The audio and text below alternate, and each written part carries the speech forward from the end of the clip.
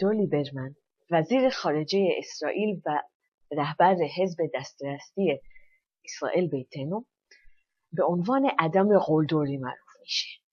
قدش بلنده، بدنش چاقه و آدم خشنیه.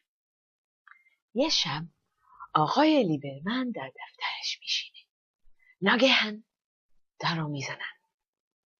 آقای لیبرمن در رو وا میکنه و اونجا عفریت مرگ وای میسه. با شنل، با داس، همه چی. آقای لیبرمن میگه شما کیستین؟ عفریت مرگ میگه من عفریت مرگم. اومدم جان شما را بگیرم. چند لحظه صبر کن.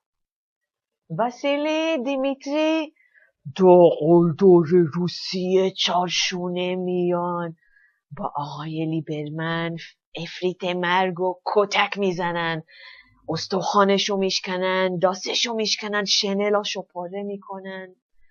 فرشته مرگ مجروح و مضروب، خورده و کوبیده پیش خدا میاد. میگه ای خدا منو کجا فرستاده بودی؟